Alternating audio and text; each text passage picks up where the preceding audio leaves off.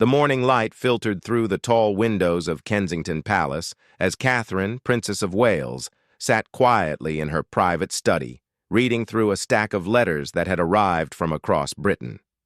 Each envelope contained stories that touched her deeply, tales of struggle, hope, and the human spirit's remarkable capacity for resilience. These were not ceremonial congratulations or formal invitations, but raw, honest accounts from families torn apart by addiction, individuals fighting their way back from the brink, and communities rallying together to break the silence that had shrouded this crisis for far too long. One letter, written in shaky handwriting on lined paper, caught her particular attention. A mother from Manchester described watching her son's descent into addiction, the shame that kept their family isolated, and the moment they finally reached out for help. The woman wrote about how her son was now in recovery, but the stigma remained like a shadow over their lives. Catherine felt the familiar tightness in her chest that came whenever she encountered such stories, a mixture of heartbreak for the pain these families endured and determination to do something meaningful about it. As patron of the Forward Trust, Catherine had witnessed firsthand the complex nature of addiction and recovery. She had spent countless hours visiting treatment centers, speaking with counselors, and most importantly, listening to those who had lived through the experience. What struck her most was not just the devastation that addiction caused, but the isolation that shame created around it. Unlike other health conditions, addiction carried a burden of judgment that prevented people from seeking help and communities from offering support. The princess rose from her desk and walked to the window, gazing out at the carefully manicured gardens. She thought about her own journey over the past year, her battle with cancer, and how different her experience had been. When she had announced her diagnosis, the outpouring of support had been overwhelming. Messages of encouragement flooded in from around the world. The public had rallied around her with compassion and understanding. Yet for those struggling with addiction, the response was often the opposite: judgment, suspicion, and the quiet suggestion that somehow they were responsible for their condition. This disparity troubled Catherine deeply. She had learned through her work with mental health initiatives that addiction was not a moral failing or a choice, but a complex mental health condition that could affect anyone, regardless of their background, education, or social status. The science was clear, yet public perception lagged far behind. People struggling with addiction were often seen as weak or lacking willpower rather than individuals battling a serious medical condition that required professional treatment and ongoing support. Catherine's phone buzzed with a text from her private secretary, reminding her of the upcoming Addiction Awareness Week. This year felt different, more urgent somehow. After her own health journey, she understood more deeply how crucial it was for public figures to speak openly about health challenges, to use their platform to reduce stigma and encourage others to seek help. She had seen the power of her words when she spoke about her cancer experience, how it had opened conversations and provided comfort to others facing similar battles. The Forward Trust had been compiling research for months, and the statistics were sobering. Their latest survey revealed that over half of British adults had either experienced addiction themselves or knew someone who had. Yet the majority of those affected felt unable to speak openly about it, even with close family members or healthcare providers. The silence was deafening, and Catherine knew it was time to break it. She picked up another letter from the pile, this one from a father in Scotland whose daughter had struggled with gambling addiction.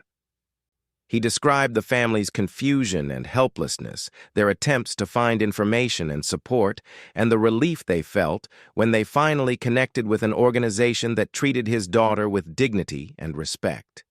The transformation hadn't been easy or quick, but with proper support and treatment, she had rebuilt her life. Most importantly, the family had learned to talk openly about addiction as a health issue, not a source of shame. These stories reinforced Catherine's belief that the conversation around addiction needed to change fundamentally. It wasn't enough to provide treatment services, though those were essential. Society itself needed to shift its understanding, to replace judgment with compassion and silence with open dialogue. The princess had seen this transformation begin to happen with mental health more broadly. When she and Prince William had launched the Heads Together campaign, speaking openly about mental health had still carried stigma. Now, conversations about anxiety, depression, and therapy were becoming increasingly normalized. Catherine knew that addiction required the same kind of cultural shift, but the challenge was greater. Mental health conditions like anxiety or depression were increasingly understood as legitimate health issues. Addiction, however, still carried the perception of choice, of moral failure. Breaking through this barrier would require more than just awareness campaigns. It would need personal stories, visible leadership, and sustained effort to change deeply held beliefs. As she prepared for the week ahead, Catherine felt the weight of responsibility that came with her position. Her words carried influence, her presence drew attention, and her personal story of overcoming health challenges gave her a unique platform to address this issue. She thought about the countless individuals and families who were suffering in silence, afraid to seek help because of the judgment they might face. The princess had always believed that compassion was not just a nice sentiment, but a practical tool for creating change. When people felt judged or ashamed, they retreated into isolation, making their problems worse. But when they were met with understanding and support, healing became possible. She had seen this principle at work in her visits to addiction treatment centers, where the atmosphere of acceptance and hope created conditions for recovery. Catherine's approach to this issue was deeply personal. While she had not experienced addiction herself, she understood vulnerability, fear, and the importance of support systems. Her cancer journey had taught her about the power of speaking openly about health challenges, and she was determined to use that lesson to help others. The upcoming week would be an opportunity to amplify voices that had been marginalized, to share stories of recovery and hope, and to challenge society to examine its assumptions about addiction. The room grew quiet as evening approached, but Catherine's mind was active with plans and possibilities. She thought about the events she would attend, the speeches she would give, and the conversations she hoped to start. Most importantly, she thought about the people whose lives might be touched by this work, the individuals who might feel less alone, the families who might find courage to seek help, and the communities that might become more supportive and understanding. Tomorrow would mark the beginning of Addiction Awareness Week, and Catherine was ready to use her voice and platform to advocate for change. She understood that 1 week of awareness raising would not solve the addiction crisis, but it could be a catalyst for broader transformation. The princess believed deeply in the power of incremental change, of shifting attitudes one conversation at a time, and of the ripple effects that compassion could create when it was offered freely and without judgment. The Forward Trust Community Center in East London buzzed with nervous energy as staff members made final preparations for the Princess of Wales's visit. Catherine had specifically requested to meet with individuals in various stages of recovery, wanting to hear their stories directly, rather than through formal presentations or prepared remarks. The center's director, Sarah Chen, had worked closely with Kensington Palace to create an environment that felt authentic and comfortable for everyone involved. Catherine arrived that Tuesday morning dressed simply in a navy blue sweater and dark trousers, her approach deliberately understated. She wanted the focus to be on the people she was meeting, not on royal protocol or media attention. As she entered the main meeting room, she was greeted by a circle of chairs where 8 individuals waited, their faces showing a mixture of anticipation and vulnerability. These were people who had volunteered to share their experiences, knowing that their stories might help others, but also knowing the courage it required to speak openly about addiction. The first person to speak was Marcus, a former teacher in his 50s, who had struggled with alcohol dependency for over a decade. His voice was steady, but his hands trembled slightly as he described the progression of his addiction, how it had cost him his career, his marriage, and nearly his life.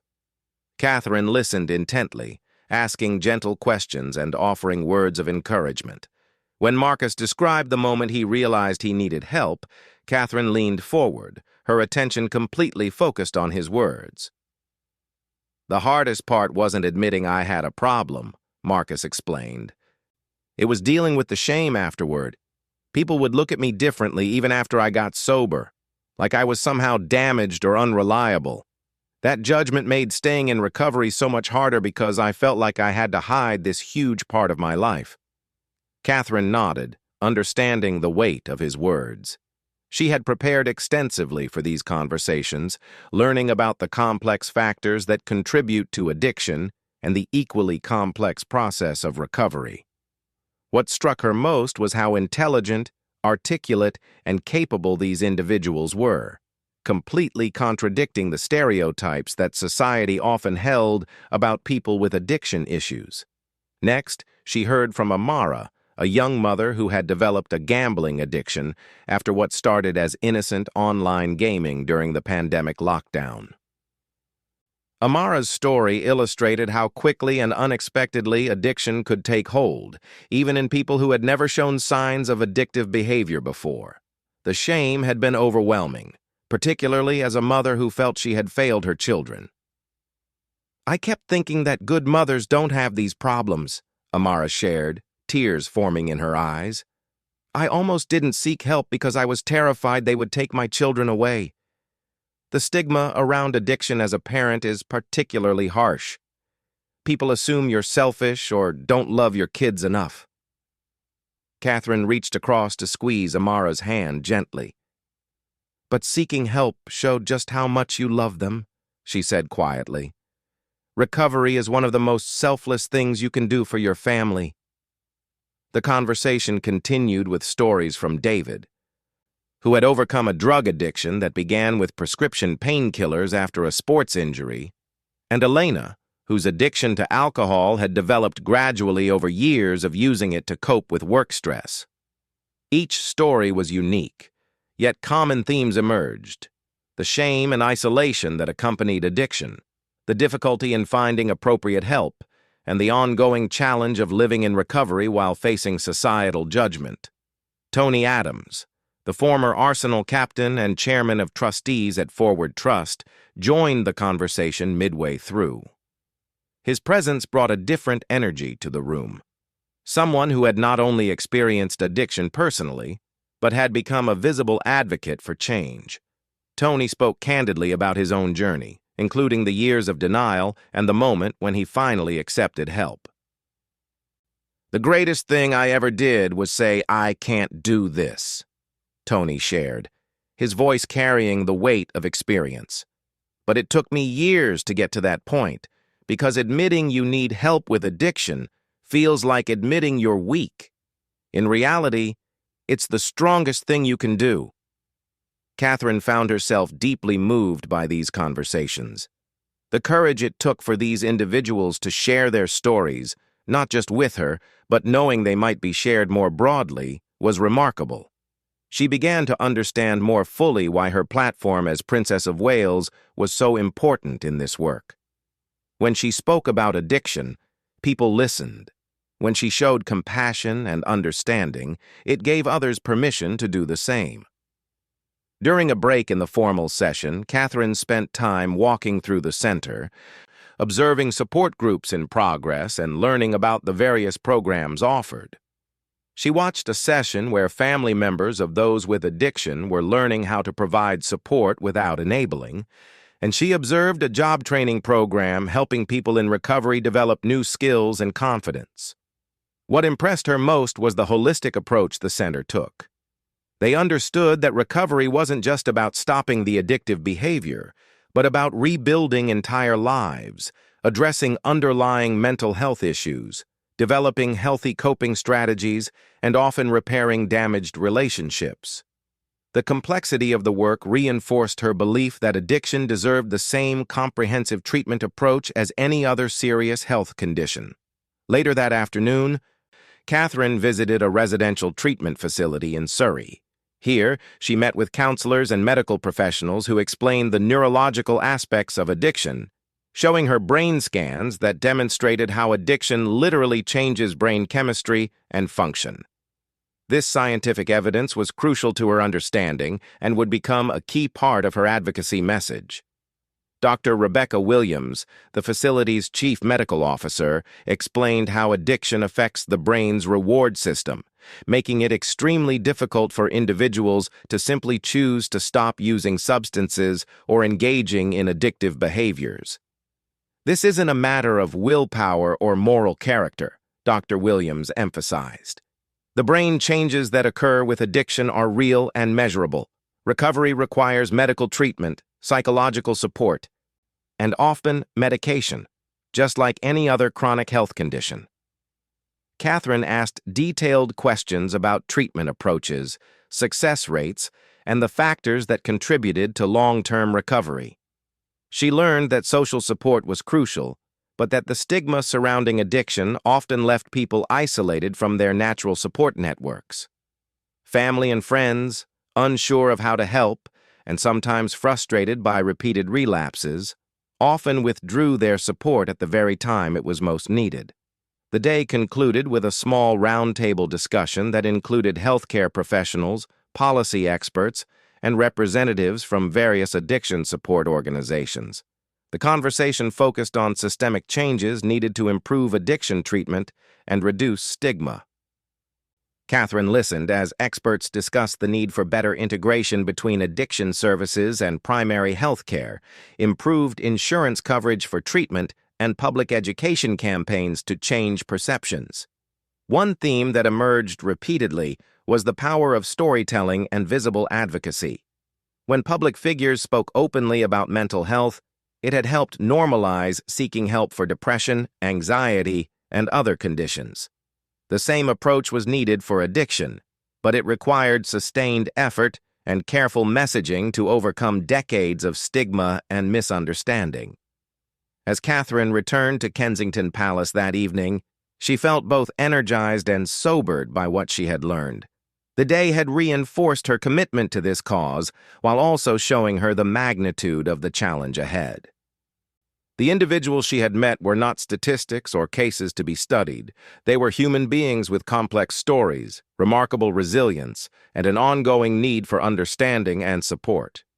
She thought about the upcoming public events for Addiction Awareness Week and the message she wanted to convey. It needed to be more than just general awareness raising. She wanted to challenge people's assumptions, share the stories she had heard, and make a compelling case for treating addiction with the same compassion and support that society offered for other health conditions. That night, Catherine drafted notes for her upcoming speeches and public statements. She wanted to capture the humanity and dignity of the people she had met, while also conveying the urgency of changing societal attitudes.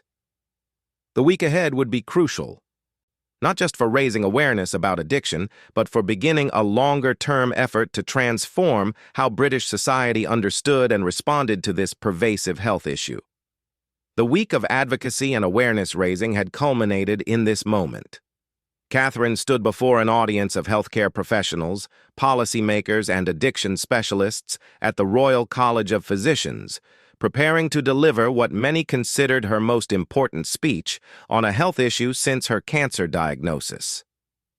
The room was packed beyond capacity, with additional attendees joining virtually from across the United Kingdom and beyond.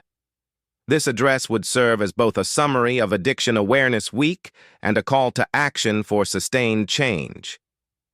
Catherine had spent the previous evening carefully crafting her remarks, working closely with her communications team to ensure every word conveyed both compassion and urgency. She wanted to honor the stories she had heard throughout the week while challenging her audience to examine their own assumptions and commit to concrete changes in how society approaches addiction. "Addiction is not a choice," she began, her voice clear and steady. It is not a personal failing, but a complex mental health condition that should be met with empathy and support. But still, even now in 2025, people's experience of addiction is shaped by fear, shame, and judgment. This needs to change. The audience listened intently as Catherine continued, drawing on the stories she had heard throughout the week. She spoke about Marcus, the teacher whose intelligence and dedication were overshadowed by assumptions about his character because of his addiction history. She mentioned Amara, the loving mother who almost didn't seek help because she feared losing her children. Without using names or identifying details, she painted a picture of addiction that challenged stereotypes and highlighted the common humanity shared by everyone affected by this condition. The stigma surrounding those who face addiction allows it to thrive behind closed doors, impacting families and communities and ultimately ruining lives, Catherine explained. When we judge rather than support, when we shame rather than heal, we become part of the problem rather than part of the solution. Her words carried particular weight because of her own recent health journey. The contrast was stark and intentional. When she had faced cancer, the response had been overwhelmingly supportive. Messages of encouragement, prayers for healing, and expressions of solidarity had poured in from around the world. She had been praised for her bravery in sharing her diagnosis and her strength in facing treatment. Yet people facing addiction rarely received such compassion or support. Catherine continued by sharing some of the scientific information she had learned about how addiction affects the brain. She explained how modern neuroscience had revealed the biological basis of addiction, demonstrating that it involved measurable changes in brain chemistry and function. This wasn't about moral weakness or lack of willpower. It was about a medical condition that required professional treatment and ongoing support. We have learned to understand diabetes as a chronic condition that requires ongoing management, she said. We don't judge people with diabetes for needing insulin, nor do we expect them to overcome their condition through willpower alone. Addiction deserves the same understanding and the same comprehensive approach to treatment. The princess then outlined specific steps that could be taken to reduce stigma and improve support for those affected by addiction. She called for better integration of addiction services into mainstream healthcare, improved training for medical professionals, and public education campaigns that emphasized the health aspects of addiction rather than moral judgments.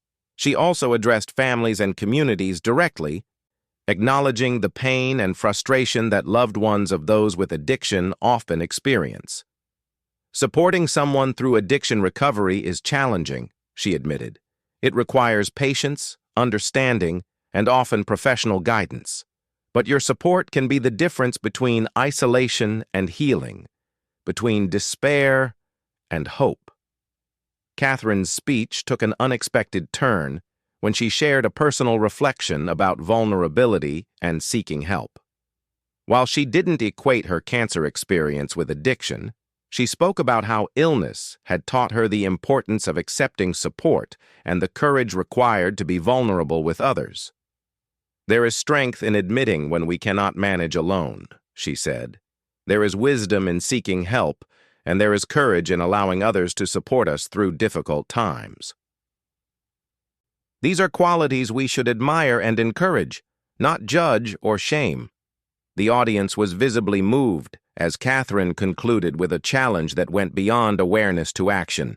She announced that the Royal Foundation would be expanding its work on addiction issues, partnering with existing organizations to fund research, improve treatment access, and develop new approaches to reducing stigma. This wasn't just about raising awareness during 1 week each year. It was about sustained commitment to change. Each of us has a role to play, Catherine declared. Healthcare professionals can examine their own biases and improve their approach to treating addiction. Employers can develop supportive policies for employees in recovery. Community leaders can foster environments of acceptance rather than judgment. And each of us, as individuals, can choose compassion over condemnation when we encounter someone struggling with addiction. The speech concluded with Catherine sharing a message of hope, emphasizing the remarkable capacity for recovery and healing when proper support is available. She spoke about the individuals she had met who were living successful lives in recovery, contributing to their communities, and helping others face similar challenges. Following her formal remarks, Catherine participated in a panel discussion with experts in addiction medicine, policy, and advocacy. The conversation was frank and detailed, covering everything from the opioid crisis to gambling addiction to the particular challenges faced by young people in the digital age. Catherine's questions demonstrated her deep engagement with the issue and her commitment to understanding its complexity. Dr. Sarah Martinez, a leading addiction specialist, praised the princess's approach during the panel. What's remarkable is how she has taken time to truly understand this issue from multiple perspectives: medical, psychological, social, and personal. That comprehensive understanding comes through in how she speaks about addiction, and it makes her advocacy much more credible and effective. In the days following the speech, the response was overwhelmingly positive. Medical professionals praised Catherine's accurate representation of addiction science. Advocacy organizations celebrated her call for reduced stigma. Most importantly, individuals and families affected by addiction expressed gratitude for feeling seen and supported by such a visible public figure. The media coverage was extensive, but it focused on the substance of Catherine's message rather than just the fact of her involvement. Headlines emphasized her call for compassion and her challenge to societal attitudes. Op-ed writers praised her for using her platform to address a stigmatized issue that affected millions of people. Social media reactions were particularly telling. People began sharing their own stories of addiction and recovery, often with references to Catherine's speech and her call for compassion. The hashtag, compassion, not judgment, began trending, with users sharing both personal experiences and expressions of support for those struggling with addiction. In the weeks that followed, there were tangible signs of the speech's impact. Healthcare organizations reported increased calls to addiction helplines. Treatment centers saw more inquiries about services. Most importantly, conversations about addiction began to shift, with more emphasis on health and recovery rather than moral failings and punishment. Catherine had achieved something significant. She had used her platform to begin changing a conversation that had been stuck in stigma and judgment for decades. The work was far from over, but a foundation had been laid for continued progress. 3 months later, Catherine reflected on the impact of that week during a quiet moment in her office. Letters continued to arrive from people whose lives had been touched by her advocacy. Treatment centers reported sustained increases in people seeking help. Policy discussions were beginning to incorporate the compassionate approach she had advocated. Most meaningfully, she had received updates from some of the individuals she had met during her center visits. Marcus had found new employment with an employer who valued his skills and supported his recovery. Amara was thriving in her recovery and had become a peer counselor, helping other parents navigate similar challenges. Their stories reinforced Catherine's belief that with proper support and understanding, recovery was not only possible, but could lead to lives of remarkable contribution and fulfillment. The princess realized that this work had changed her as well. The conversations she had with people in recovery had deepened her understanding of resilience, vulnerability, and the power of human connection. Their courage in sharing their stories had inspired her own commitment to using her voice for meaningful change.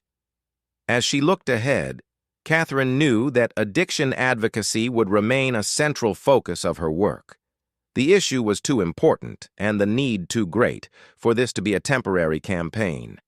She was committed to sustained effort, ongoing learning, and continued partnership with those who had turned their own experiences with addiction into advocacy for others.